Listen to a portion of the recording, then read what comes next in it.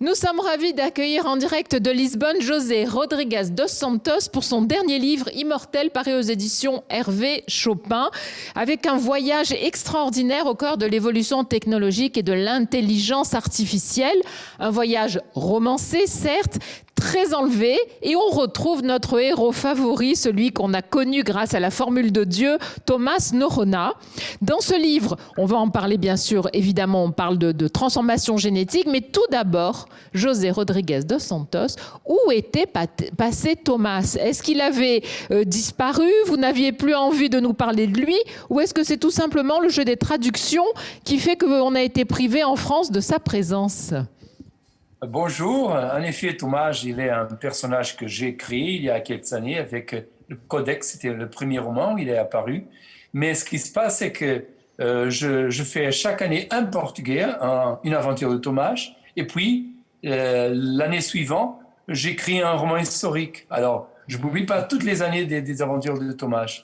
Et c'est pourquoi nous avons quelquefois des petites intermissions dans la publication de Thomas. On a en effet publié avant Immortel L'homme de Constantinople, c'est l'histoire de Carlos Gulbenkian, une histoire tout à fait différente de ces aventures de Thomas. Absolument, et qu'on a lu avec beaucoup de plaisir sur 2 tomes sur ce milliardaire d'origine arménienne qui deviendra milliardaire grâce au pétrole, que je vous recommande évidemment. On va parler bien sûr d'Immortel. Alors bien sûr c'est un roman, mais j'allais dire tout est vrai. Moi, je me demande vraiment, José Rodrigues dos Santos, vous qui êtes bien sûr un passionné du progrès scientifique, mais comment vous faites? Parce qu'il faut compiler énormément d'études et beaucoup de choses pour autant donner de renseignements aux lecteurs. Toutes les données technologiques, vous nous les simplifiez. En fait, tout est vrai, tout ce que vous dites, même ce qui nous fait parfois un peu peur. Oui, voilà, vous savez, c'est la façon dont j'envisage la littérature. Il y a beaucoup de gens qui pensent que la littérature, c'est le style, et bon, c'est une conception parfaitement normale. D'autres disent c'est raconter une histoire, mais pour moi, la littérature a toujours un rapport avec la vérité. Et je pense que le plus intéressant chez la littérature, c'est de raconter la vérité avec les vêtements du mensonge, parce que la fiction, c'est un mensonge. C'est une chose d'imagination. Mais avec ce mensonge, on peut raconter des choses vraies. Et dans le sujet de la science, pas seulement la science, Thomas, il parle de la religion aussi, dans ses romans, aussi l'histoire, un tas de sujets tout à fait différents. Mais quand on parle de science, dans le cas d'Immortel, c'est la science, l'intelligence artificielle. Le plus intéressant pour moi, c'est le côté philosophique de la science. C'est pas la découverte scientifique en elle-même, c'est plutôt qu'est-ce qu'elle nous veut dire sous nous-mêmes, sur notre monde, sur le futur, sur n'importe quel sujet. Quelles sont les conséquences philosophiques? Et c'est pourquoi j'ai écrit Immortel. Immortel reprend un sujet qui est déjà présent chez la formule de Dieu. Oui. C'est le sujet du futur de l'humanité, du futur à long terme de l'humanité, et je vais montrer comment ça se va passer. Et cela n'est pas présent chez la formule de Dieu, mais plutôt ici. Je vais montrer comment l'être humain va changer. L'humanité, en tant qu'on la connaisse, est en train de finir, et comment l'immortalité va arriver aux êtres humains. Bon, voilà l'enjeu de ce roman. Alors, vous nous parlez de manipulation génétique, de ce qu'on appelle l'homme augmenté. Il y a d'autres termes, bien sûr, qu'on peut utiliser pour parler de cet homme qui, au fur et à mesure qu'on va lui ajouter des choses qui ne sont plus de l'être humain, mais qui vont le parfaire, on va arriver, non pas à un robot, on en est encore loin, mais on en prend le chemin. Vous allez nous montrer tous ces sujets-là, vous allez les mettre en avant à un rythme haletant. Mais ça fait peur, ce que vous nous racontez, José Rodrigues dos Santos. Oui, bon, je ne sais pas si ça fait peur, mais c'est un petit peu bouleversant et un petit peu, je suis modeste. Nous sommes devant déjà une révolution qui est déjà déclenchée, oui. Même si nous rendons compte. Et ce chemin, et cette révolution a 2 chemins différents, mais parallèles. Le roman, comme vous le savez, démarre avec une histoire vraie. Un scientifique chinois He Jiankui, qui est allé à une conférence à Hong Kong sur le génome humain. Et soudain, c'était il y a 2 ans que c'est passé. Et soudain, il a annoncé la naissance de 2 enfants chinoises manipulés génétiquement. Il a manipulé un gène, c'est le gène CCR5, qui régule l'entrée du virus VIH dans le corps humain. Alors, qu'est-ce qu'il a fait? Il a changé ce gène et ces enfants sont devenus immunisés au VIH. Alors, c'est une chose très bien. Mais un grand scandale s'est déclenché dans la communauté scientifique mondiale. On a dit, mais on joue avec, on manipule des gènes humains, c'est pas normal, c'est pas éthique. Et d'après ce scandale, la Chine a dit, bon, on n'en est pour rien, on ne savait rien, et le scientifique chinois, il a disparu. Cette histoire est vraie, même si elle est racontée dans le roman, au commencement du roman. Alors, quelques semaines plus tard, on a découvert que la Chine, en effet, avait soutenu matériellement ces recherches de scientifiques. Alors, elle était mélangée à ces recherches. Et en plus, un scientifique américain qui est un spécialiste sur le gène CCR5 a dit, écoutez, c'est vrai, le gène CCR5 régule l'entrée du gène VIH dans le corps humain, mais il fait une autre chose. Il régule aussi l'intelligence.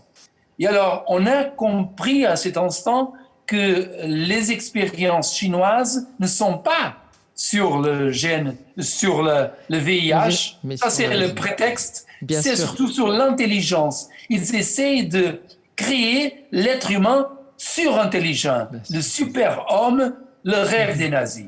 Et voilà le commencement du roman. Il nous va montrer le chemin pour le changement de l'humanité par le chemin de la manipulation génétique. Mais il a aussi un autre chemin dont le bouquin parle, c'est le chemin de la cyborgisation. Qu'est-ce qu'un cyborg? Un cyborg, c'est un être qui mélange un côté biologique avec un côté technologique. Et vous, Elsa, vous êtes devant un cyborg, car je suis un cyborg.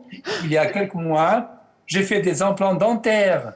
La technologie qui est entrée dans mon corps. Il y a des autres personnes, vous avez des lunettes, mais vous pourrez faire, par exemple, des implants oculaires, et vous deviendrez un cyborg aussi, ou cochléaire, pour écouter bien, ou s'il y a quelqu'un qui n'a pas une jambe, peut avoir des prothèses. Et ça, c'est la technologie qui entre. Bien sûr. À cet instant, je suis 0,01% cyborg, parce que ce sont seulement 3 implants dentaires. Mais demain, je ferai peut-être un implant oculaire, et puis plus tard, j'aurai un problème au cœur et j'aurai un pacemaker, et pourquoi pas un nouveau cœur. Et soudain, c'est pas plus 0,01%, ça sera 1%, puis 2%, et on arrivera à un instant où nous serons 99% technologiques et 1% biologiques. Et ces 2 chemins sont en train de créer une nouvelle humanité, et ces chemins sont déjà commencés d'une façon à bas bruit, très invisible, mais elle est là déjà. Absolument, c'est ce qu'on appelle aussi le transhumanisme, c'est la même chose. Vous avez dit un mot très important, José Rodriguez dos Santos, vous avez parlé d'éthique. Et ça, c'est un véritable problème. C'est aussi un des sujets de votre livre, surtout qu'on se retrouve entre avoir la Chine qui n'a pas forcément la même éthique que celle que nous appliquons à nos progrès médicaux. Absolument. C'est le grand défi, car bon, dans notre éthique, c'est une éthique judéo-chrétienne, on ne peut pas changer les choses de la nature, car la nature, c'est Dieu. Et bon, cette idée, elle est très présente, même si nous ne sommes plus religieux. Mais cette idée éthique, elle est très présente dans notre morale. Toutefois, les Chinois, ils ont une éthique confucienne qui n'est pas préoccupée aux choses de Dieu, mais est plutôt préoccupée aux choses de l'harmonie, de l'équilibre et tout cela. Alors, si une chose ne dérange pas l'harmonie, et si elle est bonne pour l'harmonie, bon, on va la faire. Et on arrive ici à un grand défi. C'est que les Chinois, on comprend maintenant, et c'est ce que le bouquin explique avec cette histoire de roman, mais c'est basé sur des faits réels, les Chinois sont en train de développer l'être humain le surhomme. Imaginons-nous qu'on arrive à convaincre... si les Chinois arrivent à créer un surhomme qui est 5% plus intelligent que nous, il va nous dominer, car l'histoire de la civilisation montre que ceux qui sont plus intelligents dominent les autres, ou une civilisation avec plus de technologie, par exemple. Même la différence entre nous et les chimpanzés, c'est 1,5% de gènes, et c'est presque rien, mais nous sommes 9, 8 milliards et ils sont peut-être 20 000. Alors, si il y a un peuple qui est le double intelligent envers les autres, il va dominer. Alors, imaginons-nous qu'on arrive à convaincre les Chinois à arrêter ces expériences et tout deviendra normal. Mais qui va nous assurer que la Corée du Nord ne va pas faire la même chose? Et bon, et même si, par hypothèse absurde, on arrive à convaincre la Corée du Nord à arrêter la création du surhomme coréen, qui me donne la garantie qu'il y a un milliardaire qui, embauche en laboratoire secret quelconque, en scientifique quelconque, le paye très bien pour qu'il a des enfants qui sont 100% plus intelligents que le reste de l'humanité. Et peut-être un autre milliardaire en secret ira faire la même chose, mais pas 100%, 200%. Et un autre 500%. Et soudain, nous aurons plusieurs humanités. C'est là la magnitude du défi devant nous, et c'est vraiment la boîte de Pandore. Elle est déjà ouverte et on n'a plus de contrôle sur la situation. Absolument. Mais là, on retrouve vraiment le journaliste, parce que je ne l'ai pas dit au début de nos échanges, mais je pense que les gens le savent. Vous présentez le journal de 20 heures qui est le plus regardé au Portugal. On retrouve le journaliste qui veut informer. Vous voulez nous informer. Bien sûr, vous voulez nous divertir aussi parce que c'est un roman.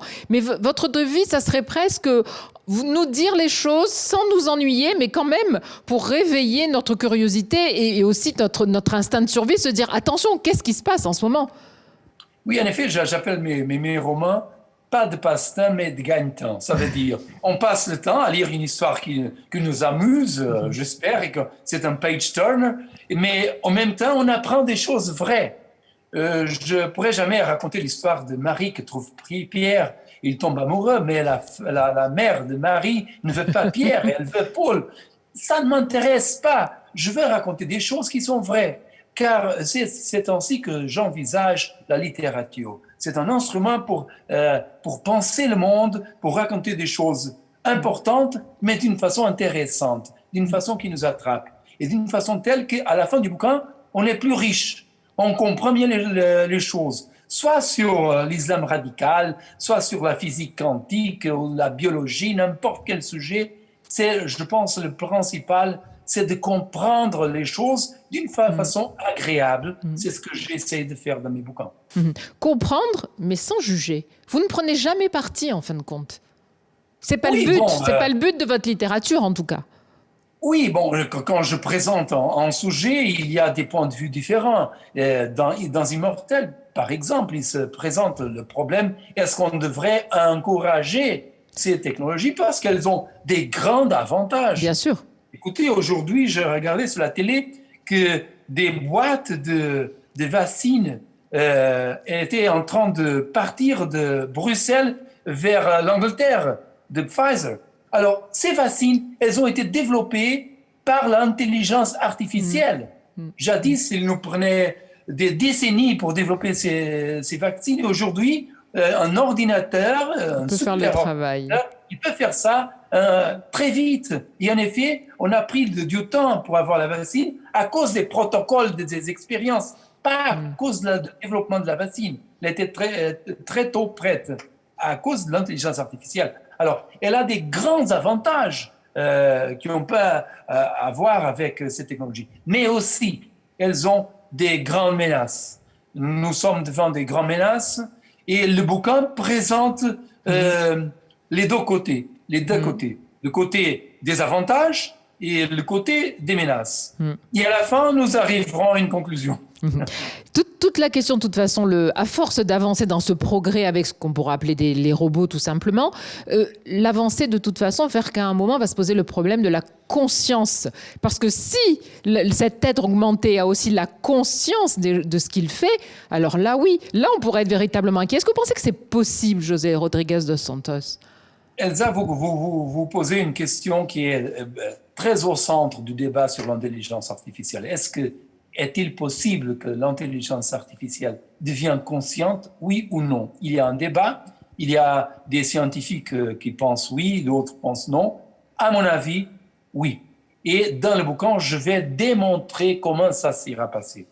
Il y a 2 chemins aussi encore pour arriver à la conscience. Premier chemin, c'est le développement technologique à lui-même. Il prend une vitesse hors contrôle et beaucoup de scientifiques pensent que à un certain niveau d'intelligence, de complexité d'intelligence, la conscience émergera. Pourquoi est-ce qu'on sait qu'il est possible de créer la conscience? Parce que la nature l'a fait déjà. Nous sommes conscients. Alors, si la nature l'a fait, c'est possible de le faire, premièrement. Et on pense qu'il y a ce que les scientifiques appellent une phase de transition. Qu'est-ce qu'une phase de transition? C'est par exemple l'eau. Vous avez l'eau, elle est liquide, et à 0 degré, elle devient solide. Alors, 0 degré, c'est une phase de transition. À 5 degrés, c'est liquide, 4 degrés liquide, elle continue, mais 0, solide. Et alors, on pense qu'il y a un moment, il y a une phase de transition, où on arrive à un instant où l'intelligence, elle apparaît. C'est une possibilité. L'autre possibilité que je développe dans le bouquin, c'est le résultat de la cyborgisation. Car dès l'instant où je suis cyborgisé à un point d'être 99% technologique et 1% biologique, quel est l'apport du biologique pour le technologique? C'est la conscience.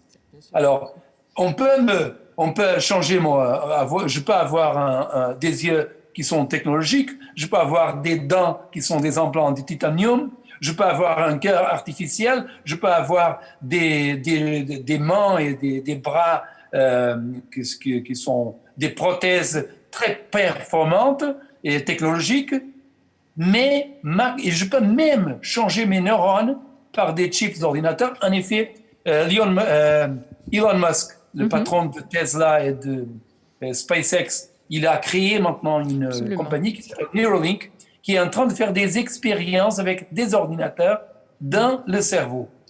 Et on peut remplacer tout ça, et je demeure conscient à cause de mon côté biologique. Alors, c'est l'apport du côté biologique pour la technologie. L'apport, c'est la conscience. Alors, c'est le deuxième chemin pour arriver à la conscience. C'est possible de le faire. Absolument. Avec l'homme, c'est possible parce que la machine elle-même, si on n'est que sur l'intelligence artificielle, on sait qu'à un moment aussi, elle pourrait saturer. Alors si on fait ça sur un homme, on sait que cette possibilité existe. En tout cas, c'est passionnant. Et Elsa, il y a une autre chose très intéressante. On spécule avec la possibilité que l'Internet elle-même, dans un instant, deviendra consciente. C'est une hypothèse qu'on discute souvent dans les moyens scientifiques et dont le bouquin parle aussi. Absolument. Alors, il y a énormément de sujets dont vous parlez, mais moi, ce que j'aime aussi, c'est que vous restez connecté au reste de l'actualité. Bien évidemment, à un moment, on va parler du Covid dans votre livre, le sujet va venir. Et évidemment, l'histoire, la conquête virtuelle est possible entre l'Amérique et la Chine aussi. C'est un sujet qui s'invite dans votre livre. Ce ne sont jamais des sujets isolés du reste du monde, comme vous en fait, comme le journaliste que vous êtes. J'imagine que c'est mon côté journalistique. En effet, quand j'ai écrit La formule de Dieu, si vous vous rappelez, il y a le sujet du conflit entre les États-Unis et l'Iran à cause du nucléaire. Absolument. Et ce conflit, il demeure, il est encore là. Et quand j'ai écrit Immortel, c'est aussi sur le sujet de la compétition entre les États-Unis et la Chine autour de l'intelligence artificielle et d'autres enjeux. Et en effet, on voit cette situation se passer avec le Covid. Et en effet, Immortel est le premier roman post-Covid, car il parle du Covid et des conséquences du Covid qui présente. Car il y a un sujet intéressant, c'est la Chine. Elle a créé le Covid dans le sens qu'avec sa dictature, elle a détenu des médecins qui voulaient attirer l'attention pour le problème. Et prévenir, oui. Voilà, mais la même dictature a créé des apps d'ordinateurs qui permettent de contrôler les gens qui sont infectés et alors contrôler la maladie et l'épidémie. Et bon, alors ce sont les deux côtés de la technologie qui sont présentes dans notre réalité du Covid et sont présents aussi chez Immortel. Quand on finit votre livre, on n'a qu'une envie, c'est de faire nous-mêmes des recherches. On a envie d'en savoir plus, de comprendre certaines pistes que vous ouvrez. On se dit, tiens, par exemple, tout ce que vous expliquez sur le département recherche de Google, on a envie d'en savoir plus. C'est aussi ça que vous voulez éveiller chez nous, une nouvelle curiosité sur ces sujets, chez vos lecteurs en tout cas? Oui, en effet, je dis souvent que mes romans, ils sont des fenêtres. Ils ouvrent des fenêtres pour des différents sujets. Et, il y a un grand artiste français, Floch, qui est un auteur de bande dessinée. Sa femme, elle m'a dit, écoutez José, j'ai lu La Formule de Dieu et après que j'ai fini le bouquin, je suis allé en librairie et j'ai acheté tous les livres sur la science. Et moi, je n'ai jamais été intéressé sur le sujet de la science. Mais l'important, je pense, c'est de montrer le côté philosophique des choses, les conséquences. C'est ça ce qui m'attire. Par exemple, quand on lit La Clé de Salomon. La Clé de Salomon, c'est un roman sur la physique quantique. Mais si je vous dis, bon, c'est la physique quantique, vous irez dormir, hein, c'est ennuyant. Toutefois, ce que je vais montrer dans ce roman, c'est avec cette technologie, avec le domaine de la physique quantique, on peut comprendre qu'est-ce qui se passe quand on meurt. Oui. Et là, c'est un sujet intéressant parce que tout le monde est intéressé de savoir qu'est-ce qui se passe quand on meurt. Et alors, c'est les conséquences de ces découvertes et de ces inventions qui m'intéressent plutôt que les inventions en elles-mêmes ou les découvertes en elles-mêmes. Bien sûr, c'est pas que l'histoire que vous nous racontez, c'est toutes les possibles qui s'ouvrent devant nous quand on referme votre livre. Pour terminer, juste une question. C'est certainement la première fois que vous vous occupez d'un livre qui sort en France, que vous faites une promotion sans pouvoir rencontrer vos lecteurs, sans aller dans les librairies. C'est pas trop difficile à vivre ? Bon, oui, c'est compliqué. En plus, j'aime beaucoup d'aller en France car bon, c'est un pays fantastique, mais hélas, pas possible à cause de la pandémie, mais peut-être l'année prochaine. J'en suis sûr, en effet, que l'année prochaine, après l'été, on pourra voyager sans souci. Bon, alors on vous attend à Marseille, évidemment. Alors je tiens à préciser bien sûr que votre livre est en vente. Il suffit de se rendre sur le site du Festival du Livre de Marseille pour l'acheter. Et les livres, bien évidemment, seront ensuite récupérés par notre partenaire. C'est auprès d'eux que vous pourrez les récupérer. La librairie Prado Paradis. Je rappelle juste le titre de votre livre, Immortel. Merci pour ce voyage fantastique. On a du mal à lâcher votre livre, José Rodriguez dos Santos. À très bientôt. Merci. Au revoir et merci d'avoir été avec nous. Voilà, on se retrouve dans une dizaine de minutes pour l'interview suivante. Merci à vous tous.